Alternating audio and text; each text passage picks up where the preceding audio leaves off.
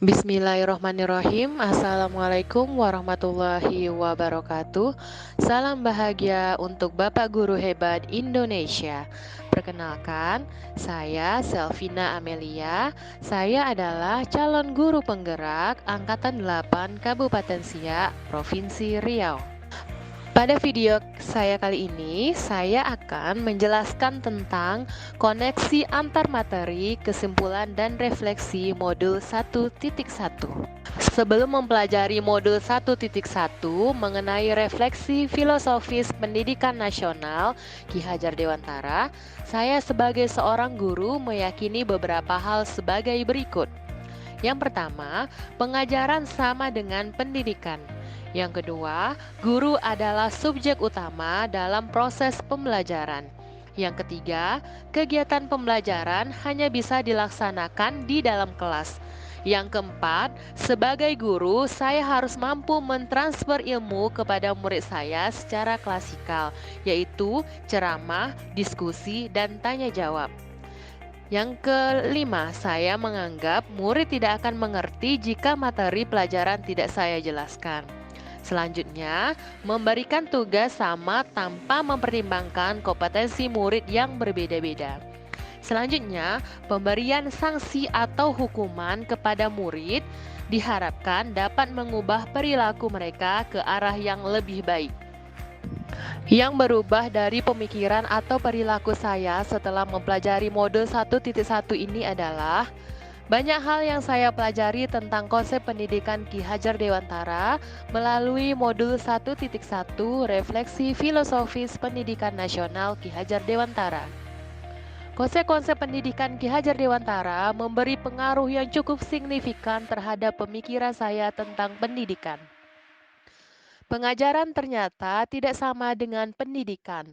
Pendidikan dan pengajaran adalah satu kesatuan yang saling berkaitan dan tidak dapat dipisahkan.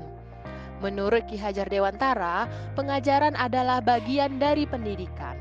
Pengajaran merupakan proses pendidikan dalam memberi ilmu atau berfaedah untuk kecakapan hidup anak secara lahir dan batin.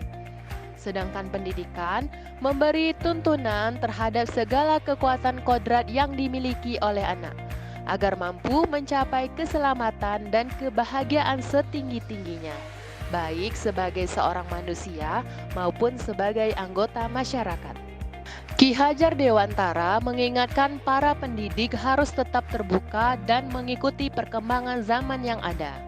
Pendidikan yang berpihak pada murid merupakan pendidikan yang sesuai dengan kodratnya, yaitu kodrat alam dan kodrat zaman. Kodrat alam berkaitan dengan sifat dan karakteristik yang ada pada anak. Sedangkan kodrat zaman adalah berkaitan dengan kemampuan anak untuk memiliki keterampilan pada abad ke-21, yaitu kreatif, critical thinking, collaboration, dan communication. Menurut Ki Hajar Dewantara, ada 3 prinsip untuk melakukan perubahan atau sering disebut 3 asas trikon. Di antaranya yaitu kontinuitas, konvergensi, dan konsentris. Kontinuitas maksudnya adalah ketika belajar kita harus berkelanjutan. Kita tidak boleh melupakan budaya dan sejarah dalam melakukan perubahan. Konvergensi maksudnya adalah pendidikan harus memanusiakan manusia dan memperkuat nilai kemanusiaan kita. Dan yang terakhir adalah konsentris. Maksudnya adalah pendidikan harus menghargai keberagaman dan memerdekakan pembelajar. Jadi, jelas sekali terlihat bahwa pendidikan itu memerdekakan. Yang dapat segera saya terapkan lebih baik agar kelas saya mencerminkan pemikiran Ki Hajar Dewantara, yaitu saya harus mengubah mindset saya yang tadinya berpikir bahwa anak itu selembar kertas kosong yang belum tahu apa-apa. Saya harus meyakinkan diri saya bahwa setiap anak lahir sudah lengkap dengan potensinya masing-masing, meskipun masih terlihat samar-samar. Saya harus lebih peka mengenali setiap potensi anak yang saya didik agar pengajaran dan pendidikan yang saya berikan nantinya akan menggali potensi anak seoptimal mungkin. Saya juga akan mencoba menciptakan suasana kelas yang menyenangkan. Hal ini sejalan dengan kodrat anak yang senang bermain.